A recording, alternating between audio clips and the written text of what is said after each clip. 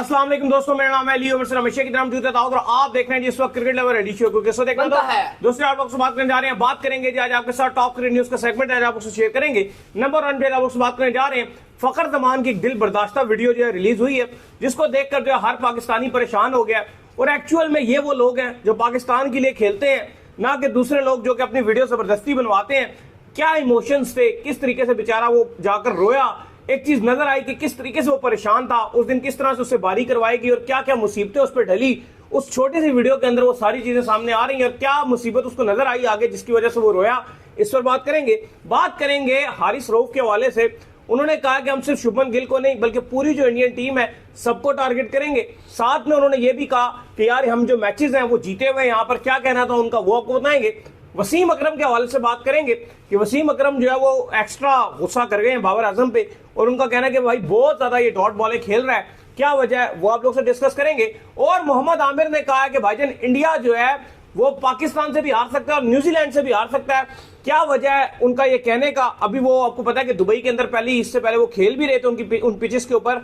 उन्होंने क्यों ऐसा कहा, कॉम्बिनेशन तो हालांकि देखा जाए इंडिया का बड़ा स्ट्रांग है, वो भी आपको बताएंगे। और अफगानिस्तान और साउथ अफ्रीका का मैच भी जारी है, कुछ उस पर ही बात करेंगे। तो अगर आपने हमारे चैनल पर पहली बार आए, चैनल को लाजमी सब्सक्राइब करें और साथ ही बेल आइकन बजाना। तो बात का आगाज करते हैं नंबर 1 खबर के साथ। तो दाऊद साहब, जिस तरह से फखर जमान की जो वीडियो आई, एक बड़ी हार्ट ब्रोकन वीडियो थी। जिस तरह से वो बेचारा, उसको चलने में मुश्किल हो रही थी, जिस तरह से वो चला के हमने देखा कि उससे पहले भी उसने जो है वो शॉट मारी, जो मैं और आप बिल्कुल मीडिया बॉक्स में सामने बैठे हुए थे, तंग आया हुआ था जिस तरह से उसने शॉट मारी। फिर उसके बाद जिस तरह से वो बोल्ड हुआ और फिर जितना उसको मतलब वो अंदर भाग के रन ले रहा था, लेकिन जिस तरह से उसको चलने में मुश्किल आ रही थी कि वो बेचारा ऊपर ड्रेसिंग रूम तक जो है वो चल कर नहीं जा पा रहा था। फिर वो जाके जिस तरह ड्रेसिंग रूम के करीब भागा, सर नीचे करके वो रोया, साथ उसके जो एक स्टाफ मौजूद था जो उसका कंधा दबदबा रहा था। फिर शहनशाह अफरीदी जो है पानी की बोतल लेकर उसके पास पहुंचे, उसको तसल्लियां दे रहे थे। लेकिन दाऊद, उसको पता था कि कितनी बड़ी मुसीबत अब पाकिस्तान टीम पर आने वाली है, जिसपे वो रोया था। देखो, सबको पता था कि न्यूजीलैंड वाला मैच अगर कोई जितवा सकता था तो वो फखर जमान ही था। उसके अलावा आपके किसी भी प्लेयर में दम नहीं था। और हम सबको पता था कि अगर न्यूजीलैंड के ऊपर कोई पड़ सकता है और वो मैच जितवा सकता है तो फखर जमान। और उसको कुटना शुरू कर दिया था। बिल्कुल, लेकिन चूंकि वो इतना ज्यादा तकलीफ में मुब्तला थे कि वो प्रॉपर शॉट्स भी नहीं मार पा रहे थे, रनिंग भी प्रॉपर नहीं कर रहे थे, और इसलिए न्यूजीलैंड टारगेट भी कर रहा था कि किसी तरीके से इनको रन आउट ही कर दिया जाए, क्योंकि प्रॉपर भाग भी नहीं पा रहे थे। लेकिन हमने वो देखा कि जो ड्रेसिंग रूम में गए उसके बाद उन्होंने अपने हेड्स डाउन कर लिए और जिस तरह से वो इमोशनल हो गए, आंसू उनके निकल रहे थे। भाई, ये होता है पाकिस्तान के लिए खेलने का जज्बा। फखर जमान के पास कितने साल रह गए होंगे? मैक्सिमम शायद 2 साल आप उनको खिला लोगे। अभी भी आप उनको खिला नहीं रहे थे, पाकिस्तान टीम में सिलेक्ट नहीं कर रहे थे, लेकिन वो जज्बा था जो माजरत के साथ आपके बाकी खिलाड़ियों में बिल्कुल पाया नहीं जाता, क्योंकि उनको पता है कि भाई हमारा लाइफस्टाइल बेहतरीन है, हमारी शोहरत बेहतरीन है, हमें इश्तिहार बेहतरीन मिल रहे हैं, हमें किसी चीज की जरूरत ही नहीं। लेकिन दूसरी तरफ वो फखर जमान है जो आपकी टीम का सबसे बेस्ट खिलाड़ी है, आपकी टीम का सबसे बेस्ट बल्लेबाज है, और उसके बावजूद जिस तरह से वो डेडिकेटेड है टूवर्ड्स गेम, जिस तरह से वो पैशनेट है भाई अपने मुल्क के लिए, नजर आ रहा था। क्योंकि देखो, एट द एंड उसी बंदे के आंसू निकले और उसको नजर आ रहा था कि मेरी विकेट की कितनी इंपॉर्टेंस थी, और उसको नजर आ गया था कि जब मैं आउट हो गया तो मैच खत्म हो गया, क्योंकि उसको भी पता था कि बाकी इन बेशर्मों के ऊपर दम नहीं है कि ये पाकिस्तान को जितवा सके।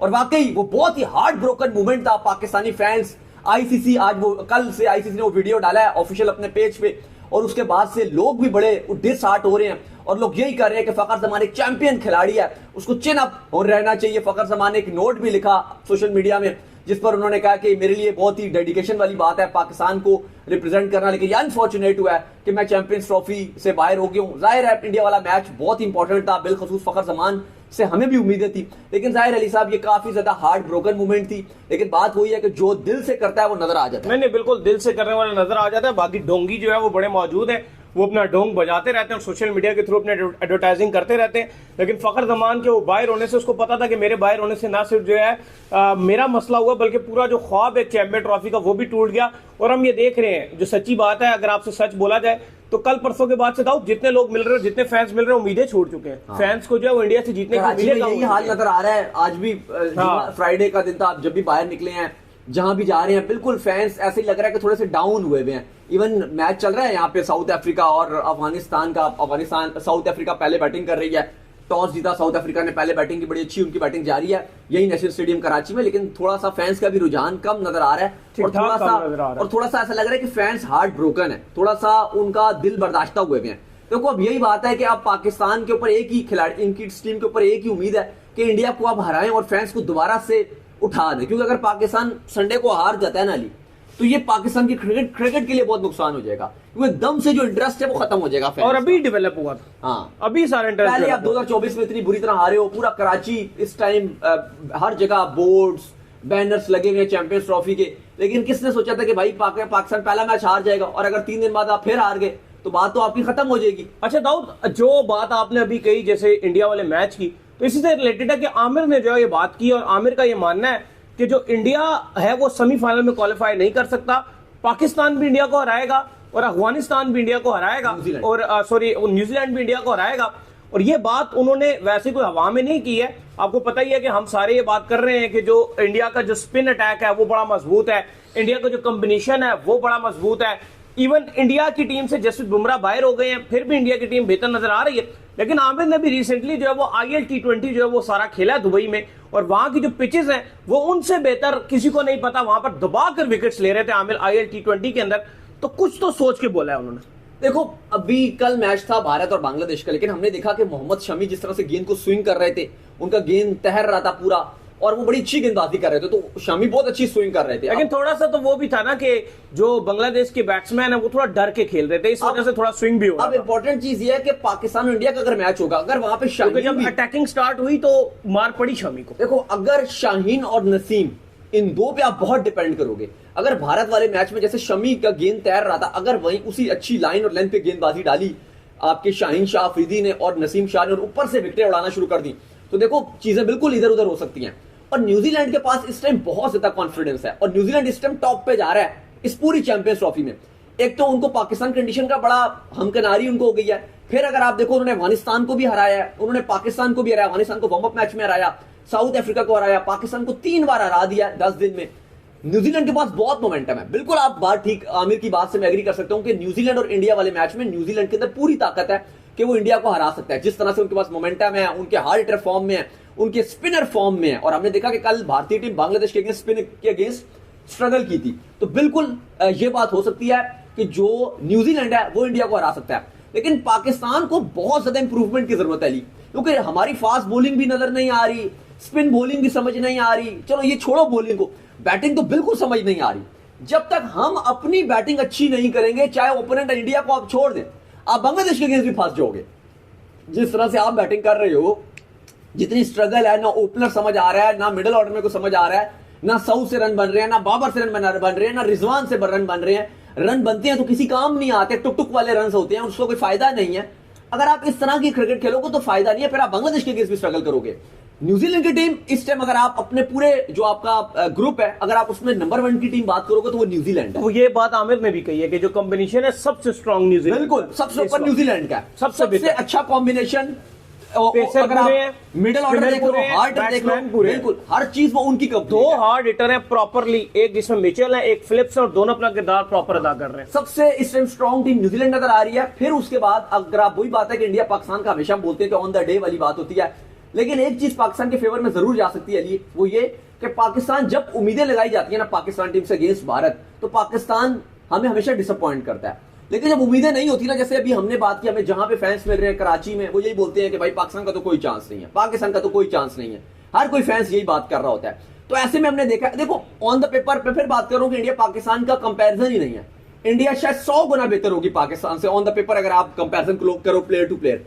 लेकिन 2-3 ऐसे प्लेयर अगर परफॉर्मेंस दिखा दे, मान के चलिए शाहीन और नसीम, इन दो ने ऊपर से भारत के पहले 10 ओवर में 4 खिलाड़ी आउट कर दिए, पूरी टीम बैठ जाती है, पूरी टीम डाउन हो जाती है। वहीं पे अगर आप इंडिया को, अगर इंडिया पहले बैटिंग करो, आप 200 सवा 200 पे इंडिया को ऑल आउट कर दो, वो तो चलो आपके टुक टुक वाले भी बना ही लेते हैं। तो बैटिंग आपकी डिसअपॉइंट जरूर कर रही है, लेकिन फिर भी उम्मीद लगा रहे हैं। जिस तरह की दुबई में हमने कंडीशन में देखा, हर्षद राणा की कल बॉलिंग देखी, हमने कल गेंदबाजी शामी की देखी, तो उम्मीद लगा सकते हैं कि क्या पता शाहीन शाह अफरीदी वो 2021 वाला स्पेल कर दें, जिसपे उन्होंने रोहित को भी भेजा, केएल राहुल को भी भेजा, आउट क्लास बॉलिंग। अच्छा, जहां पर आप बॉलिंग की बात कर रहे हैं तो वहां पर हारिस रऊफ भी आए हैं। आज बेसिकली जो एक मीडिया टॉक हो रही थी छोटी सी, जो उन्होंने अपने होटल के बाहर से जो दुबई में जो ये मीडिया टॉक की है, हारिस रऊफ से जो है सवालात भी पूछे गए, उसमें हारिस रऊफ ने यह कहा कि हम पहले भी इंडिया को 2 बार जो है दुबई में हरा चुके हैं और फिर हम जो है पूरे होपफुल है कि हम इंडिया को यहाँ पर हराएंगे। और शुभमन गिल के हवाले से उन्होंने कहा कि हम सिर्फ एक शुभमन गिल नहीं, पूरी इंडिया के जो बैट्समैन है उनको हम टारगेट करेंगे और हम ये कोशिश करेंगे कि बहुत ही बेहतर किस्म की बॉलिंग पेश करें। देखिए, अब बात यह है कि हमने इंडिया को जरूर हराया, लेकिन T20 फॉर्मेट था। अब फॉर्मेट है ODI का। ODI में थोड़ी सी हमारी टीम का मोमेंटम खराब रहता है, हमारे थोड़े बॉलर भी उस तरह से अच्छी बॉलिंग नहीं कर रहे।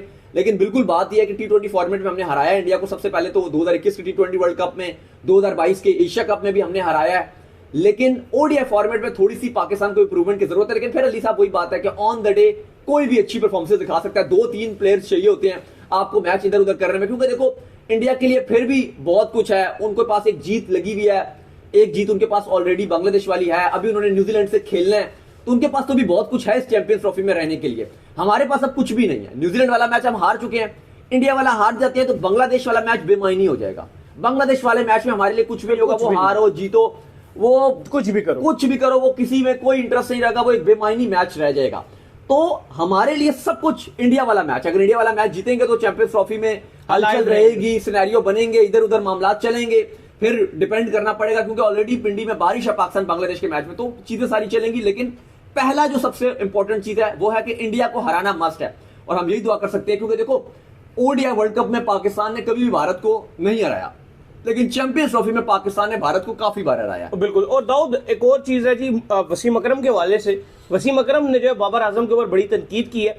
वसीम अकरम ने जो है बाबर आजम के हवाले से बोला है कि भाईजान ये इतनी ज्यादा डॉट बॉल जो है वो खेल गए हैं, वो पाकिस्तान के लिए बहुत ही ज्यादा नुकसानदेह है, और उन्होंने ये एडवाइस भी की है अब जो नेक्स्ट मैचेस हैं उसमें जितनी कम हो सकता है डॉट बॉल्स खेलें। भाई देखिए जी, सबसे इंपॉर्टेंट बात यह है कि जो न्यूजीलैंड के अगेंस्ट हमने 150 से ज्यादा डॉट बॉल्स खेले, 150 बॉलें।